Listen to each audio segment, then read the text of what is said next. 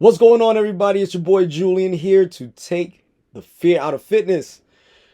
Whoo, man. I had a good spring break. I'm excited. I'm back to work. The kids are ready. I'm ready. I'm more than excited to move forward in my endeavors with these kids for the last 7 weeks of school. Also, I hit a home run this weekend. I'm excited because I took my praxis exam. For those of y'all who are teachers, y'all know what that is. I took my praxis exam and I passed my 5901 series praxis exam. And this is going to put me on a different path as a teacher. Not completely a different path, but it is going to put me on a different path as a teacher because now I am going to add another moniker to my introduction. Not really. I'm not going to bore y'all with that, but I am going to let you know that I am now endeavoring into special education as well as physical education because both of them are most needed in our education system right now. But today's topic is not that at all. Today's topic is, have you ever found yourself losing balance in your life? Not just in terms of your work-life balance or your relationship on work balance, but your literal physical balance. How many of you have experienced where you're walking somewhere and all of a sudden, out of nowhere, you're literally losing control of your body? You're stumbling, you're tripping over yourself, you're not quite yourself. Some of us who have been nimble, agile, all of this stuff, we find ourselves looking back and going, man, I never tripped and fell like this. I never stumbled this much. You know, my family will tell you I used to trip going upstairs, which is crazy in of itself. But over the years, I've managed to overcome these things. Well, now with these setbacks with my surgery, well, I want to say setbacks. I don't have any setbacks with the surgery, but the setback was having to get surgery. I have found a need to actually work on my balance because I find myself at times just losing my balance. I'll be walking normally and all of a sudden I'm flopping to the left. Well, the reason why that's happening is because with digging into my hip in order to fix these torn labrum parts that I tore, they also had to sever some nerves in order to get there. Because anytime you dig into the flesh, you are severing nerves wherever it is that you're going into. This is part of the reason why you experience numbness and tingling in certain areas, especially when you have been cut open.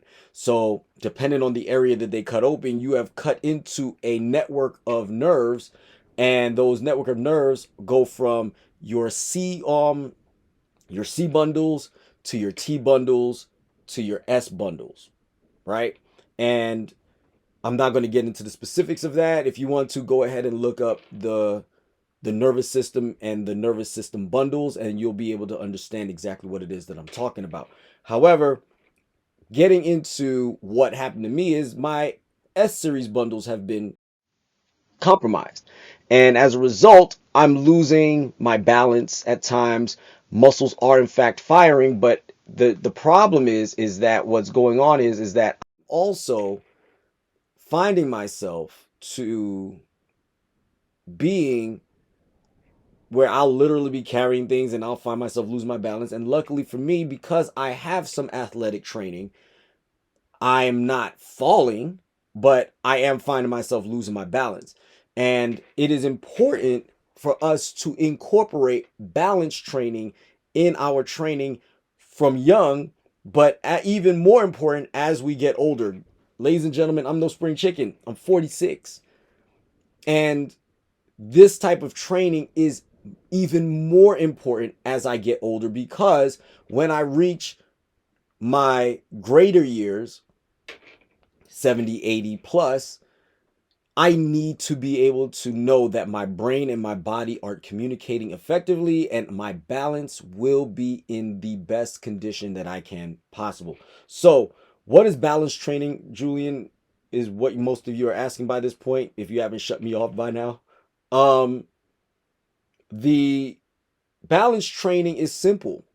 Standing up, maintaining your balance. If you find that that's elementary for you, start standing on uneven surfaces, things that wobble, things that not ridiculous wobble. We're not talking about standing on a Swiss ball if you're not physically capable of doing that, but literally standing on, let's say, a Bosu ball. Let's say standing on a a set of air pads. Those will sure to challenge you if you are not athletically inclined. Next is to take one of them away and stand on one leg. That's the next level. Once you have taken that away, standing on one leg, the next level is to begin to try to hold something that is difficult to hold.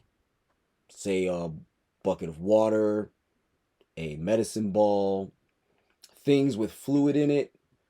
Though that will make it even more challenging. And then last but not least, if that's not hard enough, close your eyes and stand on one leg.